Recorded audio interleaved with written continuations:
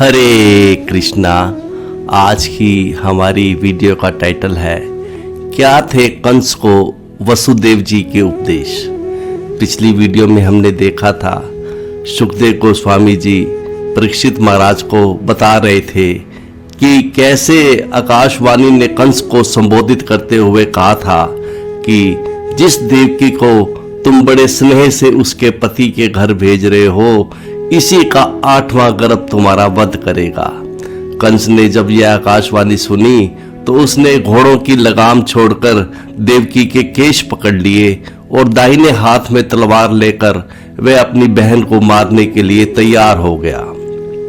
जब कंस ऐसा घृणित कर्म करने के लिए तैयार था तो अत्यंत भाग्यशाली वसुदेव जी उस क्रूर एवं निर्लज्ज कंस को शांत करने का प्रयास करने लगे। यद्यपि कंस को उसकी दुष्टता से रोकना बहुत कठिन कार्य था, लेकिन फिर भी वसुदेव जी अपना धर्म समझकर प्रयास करने लगे। विवाह से पहले कन्या की रक्षा की जिम्मेवारी पिता की होती है और विवाह के बाद सब जिम्मेवारी पति की हो जाती है। तो वसुदेव जी पर यह जिम्मेवारी थी कि वह अपनी पत्नी की रक्षा करें। गुरु महाराज जी कहते हैं कि 4 प्रकार की नीति होती है, साम, दाम, दंड और भेद। यहाँ दंड और दाम नीति का तो कोई प्रश्न ही नहीं था, क्योंकि कंस बहुत बलवान था और राजा का पुत्र था। तो पहले वसुदेव जी ने साम नीति से काम लिया। साम नीति में एक उपाय है गुण कीर्तन का, प्रशंसा करने का।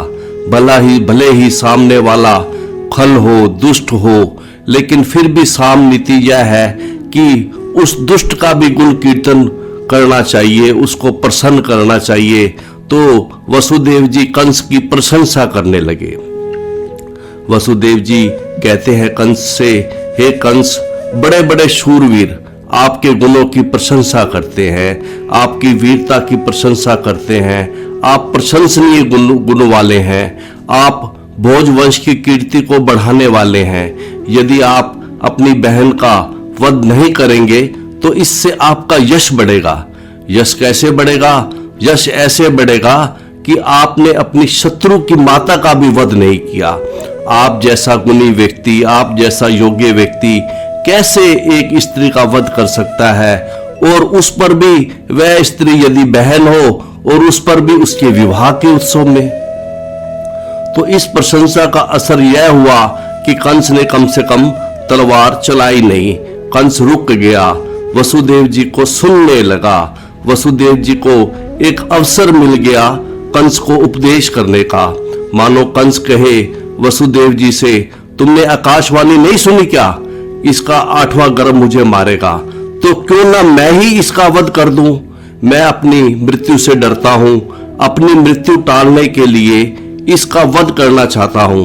तो वसुदेव जी मृत्यु की अपरिहार्यता का वर्णन करने लगे कि मृत्यु अनिवार्य है, इससे कोई बच नहीं सकता। वसुदेव जी कहते हैं, हे वीर कंस, आपने बहुत बड़े बड़े युद्ध जीते हैं, आप मृत्यु का प्रतिकार कर रहे हैं, ठीक है। हर वीर को चाहिए कि अपनी मृत्यु का प्रतिकार करे, सबको अपनी मृत्यु का प्रतिकार करना चाहिए। लेकिन हे वीर, मैं आपको सिद्धांत बता रहा हूं। सिद्धांत यह है कि जन्म लेने वाले जीवों के शरीर के साथ ही मृत्यु उत्पन्न होती है। जिस दिन किसी आत्मा को देह दिया जाता है, शरीर दिया जाता है, उसी दिन विधाता ललाट पर लिख देते हैं कि इस दिन यह शरीर छूटेगा। कोई आज मरे या 100 वर्षों बाद मरे, लेकिन प्रत्येक जीव की मृत्यु निश्चित है। गुरु महाराज जी कहते हैं कि हमें जीने का प्रयास करना चाहिए, लेकिन किसी को मार करके जीने का प्रयास नहीं करना चाहिए। मृत्यु तो निश्चित है सभी प्राणियों की। कोई यह सोचे कि पाप करके, किसी को मार करके हम ब्रह्मा जी की लिपि मिटा देंगे, ऐसा संभव नहीं है। कंस सोच रहा था, यदि मैं देवकी का वध कर दूंगा तो मेरी मृत्यु होगी ही नहीं, लेकिन मृत्यु तो निश्चित है। यही समझाने का प्रयास कर रहे थे वसुदेव जी कंस को। इसके आगे मान लो कंस कहे वसुदेव जी से कि आपकी बात ठीक है, मरना निश्चित है, लेकिन फिर शरीर कहाँ मिलेगा? अब तो मैं भोग कर रहा हूं, मरने के बाद शरीर नहीं मिलेगा तो बड़ा घाटा होगा, बड़ी हानि होगी। इसलिए पाप करके भी मैं इस शरीर में जीना चाहता हूं। वसुदेव तो इस पर वसुदेव जी ने कहा, नहीं नहीं, ऐसी बात नहीं है। जब यह शरीर मिट्टी बन जाता है और 5 तत्वों में विलीन हो जाता है तो शरीर का स्वामी जीव अपने काम कर्मों के अनुसार दूसरा शरीर प्राप्त करता है और दूसरा शरीर प्राप्त करने के बाद वह वर्तमान शरीर को त्याग देता है। अगला शरीर प्राप्त होने के बाद जीव वर्तमान शरीर को त्यागता है। इसका उदाहरण देते हुए वसुदेव जी ने कहा था कि जब हम लोग चलते हैं, पहले एक पैर जमा लेते हैं पृथ्वी पर, फिर दूसरा पैर उठाते हैं, एक पैर पृथ्वी पर स्तंभित करके पिछला पैर उठाते हैं। फिर वसुदेव जी ने दूसरा उदाहरण दिया था कि जैसे घास पर रेंगने वाली जोंक, तिनके पर बैठा लंबा कीड़ा पिछला तिनका तब छोड़ता है जब अगला तिनका पकड़ लेता है, इसी तरह से जीवात्मा को जब नया देह मिल जाता है, नया देह मिलने के बाद वह वर्तमान देह छोड़ता है। तो यह वसुदेव जी कंस को समझा रहे थे कि इसमें चिंता की कोई बात नहीं है। जब नया देह मिल जाता है भगवान की इच्छा से, हमारे कर्मानुसार, तब यह वर्तमान देह छूटता है। वासुदेव जी कहते हैं, इसलिए हे कंस, यह निश्चित है कि आपको दूसरा शरीर मिलेगा। आप क्यों ऐसा सोचते हैं कि दूसरा शरीर नहीं मिलेगा? वसुदेव जी कंस को यह समझा रहे थे कि पहली बात तो मृत्यु निश्चित है, और दूसरी बात आखिर यह देह ने जाना ही है, और अगर यह आखिर यह देह जाएगी तो दूसरा देह मिलेगा ही। तो यदि वह एक स्त्री को, अपनी बहन को मारने का पाप कर्म करता है तो उसे दूसरे जन्म में और अधिक कष्ट झेलने पड़ेंगे। इस तरह से वासुदेव ने कंस को सलाह दी थी कि वह पाप कर्म ना करे। तो वसुदेव जी कंस को समझा रहे थे कि कैसे मृत्यु के समय जीव अपने वर्तमान शरीर को भूल जाता है। किसी परिस्थिति को देख कर या सुनकर मनुष्य उसके बारे में चिंतन मनन करता है और अपने इस शरीर का विचार ना करते हुए उसके वशीभूत हो जाता है। देखा गया है कि मनुष्य कभी कभी जागृत अवस्था में भी अपने वर्तमान शरीर को भूल जाता है और अपने बचपन के शरीर के विषय में सोचता है कि वह किस तरह खेलता कूदता और बातें इत्यादि करता था, और वह अपनी वर्तमान परिस्थिति को भूल जाता है। इसी तरह से मनुष्य रात में भी भिन्न शरीरों तथा भिन्न परिस्थितियों में रहकर सपने देखता है और अपनी वास्तविक स्थिति को भूल जाता है। गुरु महाराज जी कहते हैं कि हम रोज 8 घंटे सोते हैं और उस समय, इस सोते समय इस देह को भूल जाते हैं, लेकिन जागते हैं तो फिर से इसी देह की स्मृति हो जाती है। फिर एक दिन ऐसा समय आता है जब जीव इस शरीर को सदा के लिए भूल जाता है। इसी प्रक्रिया के अंतर्गत, भूलने की प्रक्रिया के अंतर्गत जीव अपना वर्तमान शरीर त्याग कर दूसरा शरीर ग्रहण करता है। हम रोज सोते हैं, इस देह को भूल जाते हैं। जब आत्मा इस शरीर को पूरा भूल जाता है, इसी को मृत्यु कहते हैं। जब इस देह में रहकर इस देह को भूल जाते हैं, तो जब इस देह को छोड़कर जाने के बाद इस देह को भूल जाएंगे, इसमें क्या आश्चर्य है। तो इस तरह से वसुदेव जी ऐसा दुर्लभ ज्ञान दे रहे थे कंस को कि जब भौतिक शरीर किसी काम के लायक नहीं रह जाता और मिट्टी बन जाता है और 5 भौतिक तत्वों में विलीन हो जाता है, तो मन तब भी कार्य करता है। मन सूक्ष्म तत्व है जिससे अगला शरीर बनता है। मन के सोचने, अनुभव करने और चाहने के अनुसार ही आत्मा एक विशेष प्रकार का शरीर प्राप्त करता है। गुरु महाराज जी कहते हैं कि मृत्यु के समय जब आत्मा एक भौतिक शरीर से दूसरे भौतिक शरीर में स्थानांतरण करता है, उस समय मन किस दशा में है, यह अत्यधिक महत्वपूर्ण है। शरीर त्यागते समय मनुष्य जैसी दशा का स्मरण करता है, उसे अवश्यमेव वैसी ही दशा प्राप्त होती है। तो यहां तक हमने पिछली वीडियो में किया था। तो आज के भागवत पाठ के प्रथम श्लोक में वसुदेव जी आगे कंस को कहते हैं, मानो कंस प्रश्न पूछता है कि जीव तो बहुत कर्म करता है, जीव बहुत बहुत मनोरथ करता है, उन सबको पूरा कराने के लिए तो बहुत सारी देहों की प्राप्ति कराई जाएगी। तो किसी विशेष देह की प्राप्ति का क्या कारण होता है? तो इसके उत्तर में वासुदेव जी कहते हैं कि जीव का वास्तविक बंधन मन है। यह स्थूल शरीर तो छूट जाता है, लेकिन जब तक मन रहता है तब तक जीव को दूसरा शरीर लेना पड़ता है। तो इस श्लोक में कह रहे हैं यतः यतः धावती देव चोदितम मनः, कहते हैं कि देव चोदितम मनः, देव के द्वारा प्रेरित मन अर्थात पूर्व जन्म के कर्म हमारे मन को प्रेरित करते हैं और हमारा मन यतः यतः धावती, और हमारा मन एक स्थान से दूसरे स्थान को दौड़ता रहता है। और विकार आत्मकम, और मन जो है वो बहुत ही चंचल है, कभी मन कहाँ है, कभी मन कहाँ है, कभी किसी का चिंतन कर रहा है और क्षण भर में किसी दूसरे का चिंतन करने लगता है।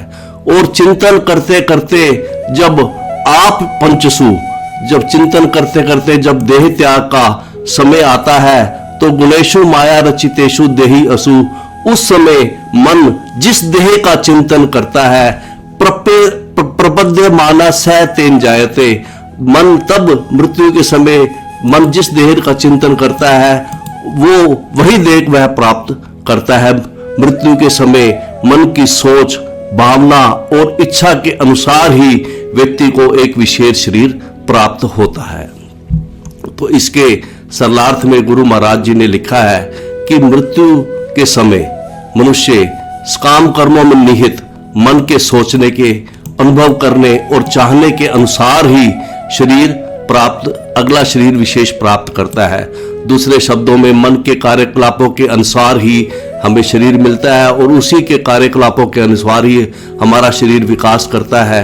शरीर के परिवर्तन मन की चंचलता के कारण है, अन्यथा आत्मा तो मूल आध्यात्मिक शरीर में रह सकता है। गुरु महाराज जी कहते हैं मृत्यु के समय वह जीव जो है एक ही शरीर का चिंतन कर सकता है, इसलिए उसे उसी विशेष शरीर में जाना पड़ता है।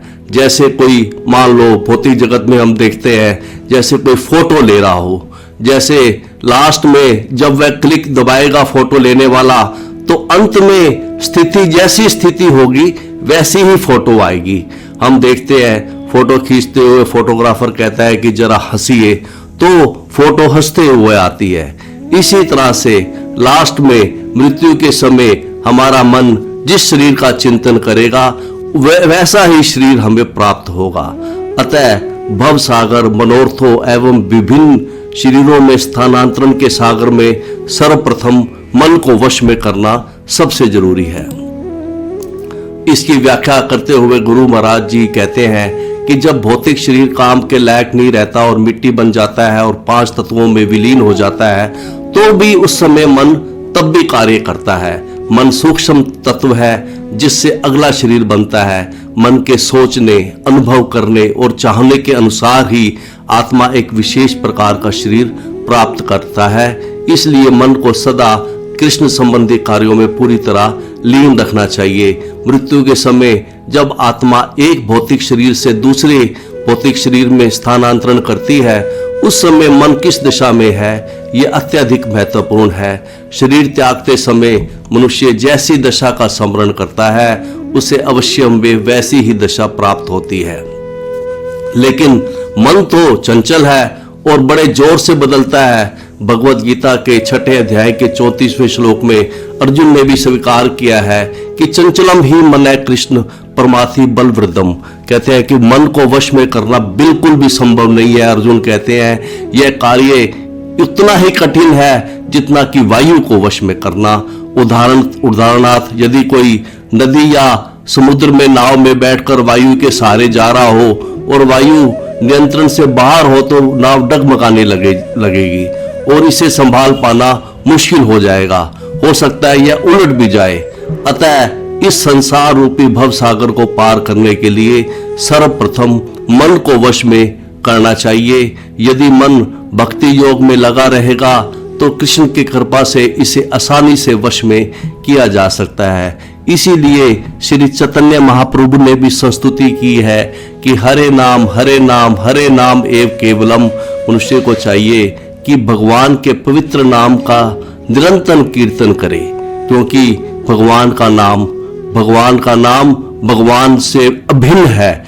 भगवान का नाम और भगवान एक ही बात है। भगवान के नाम और भगवान में कोई अंतर नहीं है।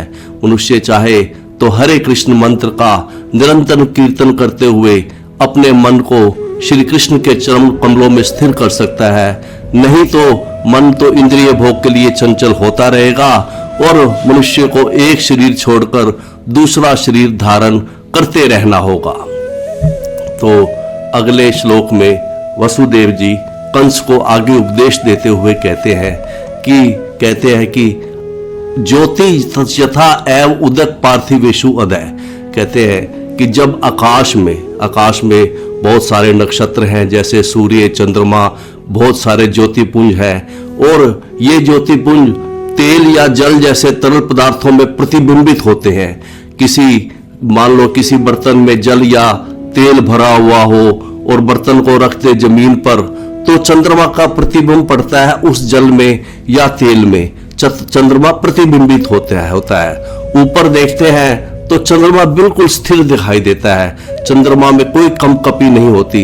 लेकिन जल में चंद्रमा का प्रतिबिंब कांपता हुआ दिखाई देता है, कभी गोलाकार, कभी लंबा, कभी टेढ़ा मेढ़ा। क्यों ऐसा दिखाई देता है? क्योंकि जोर से हवा चल रही है। समीर वेग अनुगतम विभाव्यते, क्योंकि जोर से वायु के वेग के कारण ये ज्योतिपुंज विभिन्न आकारों के लगते हैं, कभी गोल, कभी लंबे, तो कभी टेढ़े मेढ़े। क्योंकि हवा चल रही है जल पर, हवा के जलने से जल हिलता है और जल के हिलने से चंद्रमा भी हिलता हुआ प्रतीत होता है। तो इसी तरह से एवं सौ माया रचितेषु असुपुमान गुणेषु राग अनुगत विमोहिति। इसी तरह से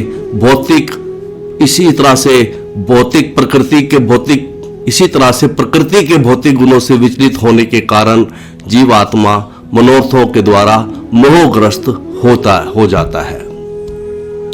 तो इसके सरलार्थ में गुरु महाराज जी लिखते हैं कि जब आकाश में स्थित नक्षत्र जैसे सूर्य, चंद्रमा तथा तारे तेल या जल जैसे तरल पदार्थों में प्रतिबिंबित होते हैं, तो वायु के वेग के कारण ये सब नक्षत्र, ये सब ज्योतिपुंज विभिन्न आकारों के लगते हैं, कभी गोल, कभी लंबे, तो कभी और कुछ। इसी तरह जब जीवात्मा भौतिकतावादी विचारों में मगन रहता है, तो वे अज्ञान के कारण विविध रूपों को अपनी पहचान के रूप में ग्रहण करता है। दूसरे शब्दों में प्रकृति के भौतिक गुणों से विचलित होने के कारण वह जीव मनोरथों के द्वारा मोहग्रस्त हो जाता है। गुरु महाराज जी कहते हैं कि यह श्लोक एक उत्तम उदाहरण प्रस्तुत करता है, जिससे यह समझा जा सकता है कि भौतिक जगत में नित्य आत्मा किस तरह विभिन्न शरीरों को धारण करता है। चंद्रमा स्थिर है और एक है, किंतु जब इसका प्रतिबिंब जल या तेल में पड़ता है तो हवा चलने से यह विभिन्न आकार ग्रहण करता है। इसी तरह से आत्मा भी कृष्ण का नित्य दास है, किंतु जब उसे प्रकृति के भौतिक गुणों में रखा जाता है आत्मा को, तो वह विभिन्न शरीर धारण करता है, कभी देवता का, कभी मनुष्य का, कभी कुत्ते का, कभी वृक्ष का। तो वसुदेव जी यही चाहते थे कि उनका साला कंस अपनी बहन की हत्या का पाप कर्म ना करे, क्योंकि भौतिक प्रकृति द्वारा विक्षुब्ध किए जाने पर कंस को ऐसा शरीर धारण करना होगा जिससे उसे बारंबार कष्ट होगा। तो अगले श्लोक में कहते हैं कि इतना ज्ञान देने के बाद भी कंस जो है वो दुराचार छोड़ नहीं रहा था, वो देवकी का मस्तक काटने के लिए तैयार था। तो वसुदेव जी ने साम नीति छोड़कर भेद नीति से काम लिया। तो कहते हैं इस श्लोक में तस्मात् न कस्यचित् द्रोहम आचरेत स तथाविद। कहते हैं तथाविद, जब वासुदेव जी द्वारा इस प्रकार से उपदेश दिया गया कंस को कि सब विधाता के वश में है, सबका शरीर छूटता है, आपका भी शरीर छूटेगा, आप भी विविश है, आप भी विधाता के वश में हैं। और तो जब ऐसा उपदेश दिया गया और आगे कहते हैं कि आत्मनः क्षेमम अन्विच्छन्, तो अतः कहते हैं वसुदेव जी, वो कहते हैं कि जो व्यक्ति अपना हित चाहता है, जो व्यक्ति अपना कल्याण चाहता है, आत्मनः क्षेमम अन्विच्छन्, तो उसे चाहिए कि तस्मात् न कस्यचित् द्रोहम, उसे जो व्यक्ति अपना हित चाहता है उसे चाहिए कि किसी भी व्यक्ति से द्रोह ना करे, किसी का वध ना करे, किसी को सताए ना, किसी से ईर्ष्या ना करे। जैसे आप कहते हैं वसुदेव जी कंस को कि जैसे आप अपना हित चाह रहे हो, मैं आपको सुझाव देता हूं कि किसी को सता करके, किसी को मार करके अपना हित मत चाहिए। और कहते हैं कि द्रोहदुवे, कहती है द्रोहदुवे अर्थात जो दूसरों को सताते हैं, पीड़ा देते हैं, मारते हैं, उनको परतो भयम, उनको भय होता है। परतो भयम, उनको दूसरों से भय होता है। किससे भय होता है? पहला भय तो यह है कि जो इस जगत के नियामक हैं यमराज जी, उनसे भय होता है। यमराज जी सब प्राणियों के, विशेषकर पापी मनुष्यों के नियामक हैं, जो दूसरों को सताते हैं, दूसरों को मारते हैं, दूसरों को वध करते हैं। यमराज जी उनको निश्चित दंड देते हैं। कोई व्यक्ति किसी और के चंगुल से भले ही छूट जाए, लेकिन वह यमराज जी के चंगुल से नहीं छूटता। तो पहला भय तो यह हुआ। और दूसरा भय देवकी के बंधुओं से होगा।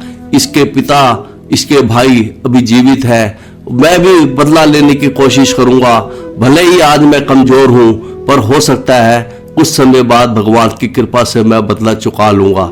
यह बात वासुदेव जी डायरेक्ट नहीं कह रहे, वो भेद नीति से काम कर रहे हैं। यदि देवकी के परिवार का एक भी व्यक्ति जीवित रहेगा, वह याद करेगा कि कंस ने देवकी का वध किया था, तो वह बदला लेने की कोशिश करेगा, भय बना रहेगा। ऐसा वासुदेव जी उसे कह रहे हैं। तो इसके सरलार्थ में गुरु महाराज जी कहते हैं कि चूंकि ईर्ष्यालु एवं अपवित्र कार्य ऐसे शरीर का कारण बनते हैं जिससे अगले जीवन में कष्ट भोगना पड़ता है, इसलिए मनुष्य अपवित्र कार्य करे ही क्यों।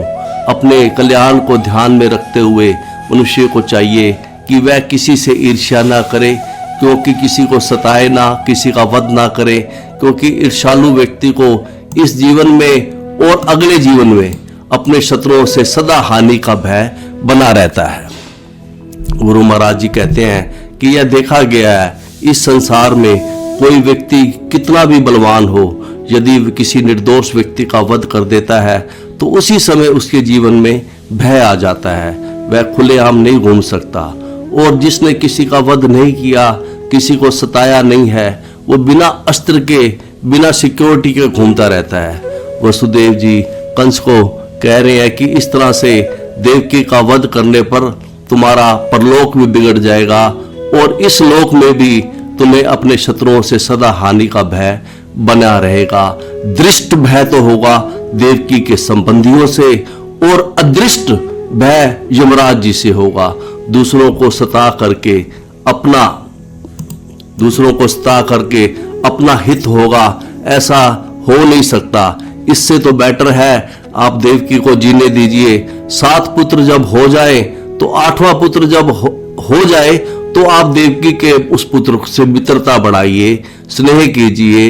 वह आपको क्यों मारेगा? मैं भी प्रयास करूंगा, मैं कहूंगा बेटा मामा तुमसे बहुत प्रेम करते हैं, तुम्हारी माँ को मारने जा रहे थे लेकिन कृपा करके छोड़ दिए, इसलिए तुम भी अपने मामा को मत मारना। 8वें से स्नेह कीजिए और अगर मारना ही है तो 8वें को मार देना। यह बातें सब बातें कह नहीं रहे, लेकिन मन में यह बातें सब वासुदेव जी के आ रहे हैं। लेकिन भेद नीति से भी काम लेने के बाद भी कंस जो है वो नहीं माना, देवकी के केश पकड़े रहे, उसने तलवार ताने रहा। तो वसुदेव जी समझ गए कि इसके भय की बात करना, कंस से भय की बात करना उचित नहीं है। तो वह पुनः वसुदेव जी ने साम नीति से दोबारा काम किया। वो अगले श्लोक में कहते हैं कि ऐसा तब अनुजा बाला कृपणा पुत्र का उपमा, कहते हैं कि हे कंस, यह नवविवाहिता जिसके आपने केश पकड़े हैं, इसके जीवन के मंगलमय दिन का आज ही आरंभ हुआ है और आप अमंगल करने जा रहे हो। यह ऐसा तब अनुजा वाला, यह आपकी छोटी बहन है, बड़ी कृपण है, बड़ी दीन है, देखिए किस तरह से रो रही है। और सच कहूं तो यह आपकी पुत्री का उपमा, यह आपकी छोटी बहन नहीं है, यह आपकी पुत्री है। और कहते हैं कल्याणी इमाम कहते हैं कि यह कल्याणी है, यह निरपराध है, इसने तो आपका कोई अपराध नहीं किया, निस्संदेह यह तुम्हारे स्नेह की पात्र है। और तुम दीन वत्सल है और आप हैं दीन वत्सल, दीनों को स्नेह करने वाले, क्योंकि वसुदेव जी साम नीति से काम कर रहे थे। कहते हैं कि हम तुम ना अर्हसी, इसलिए आपको इसका वध नहीं करना चाहिए, आप इसका वध मत कीजिए। तो इसके सरलार्थ में गुरु महाराज जी कहते हैं कि वसुदेव जी कंस से कहते हैं कि तुम्हारी छोटी बहन बेचारी देव की तुम्हारी पुत्री के समान है और वह लाड प्यार से पाले जाने योग्य है। तुम दयालु हो, अतः तुम्हें इसका वध नहीं करना चाहिए, निसंदेह यह तुम्हारे स्नेह की पात्र है।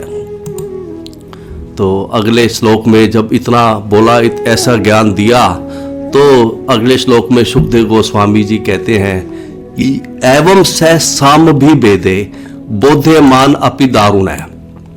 कहते हैं कि हे कौरव्य, हे परीक्षित महाराज, इस तरह से कंस को बोध्यमान अपि, कंस को समझाया गया, कंस को उपदेश दिया गया वासुदेव जी के द्वारा। किसके द्वारा? वसुदेव जी के द्वारा। और उसको साम भी भेदे, उनको साम नीति से भी समझाया गया कंस को, और भेद नीति से भी समझाया गया वसुदेव जी के द्वारा। शास्त्रों का दुर्लभ ज्ञान दिया गया, लेकिन न वर्तत है। लेकिन कंस नहीं माना, वह देवकी को मारना ही चाहता था। ऐसा क्यों? क्योंकि वह दारुण, वह स्वभाव से ही क्रूर था, उसकी हिंसा करने में उसकी रुचि थी। वह राक्षसों के बीच में रहता था। जो राक्षस पुरुषों को खाते हैं उन्हें पुरुष अदान कहा गया है। और कंस उन्हीं राक्षसों के बीच में रहता था और उन्हीं का अनुयायी था। कंस के जितने मंत्री थे, जितने सहयोगी थे, सब राक्षस थे, जैसे अगासुर, बक, केशी, चारुण आदि।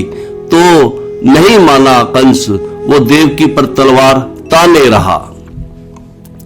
तो इसके सरलार्थ में गुरु महाराज जी लिखते हैं कि सुखदेव गोस्वामी ने कहा, हे कुरुवंश में श्रेष्ठ परीक्षित महाराज, कंस अत्यंत क्रूर था और वास्तव में राक्षसों का अनुयायी था।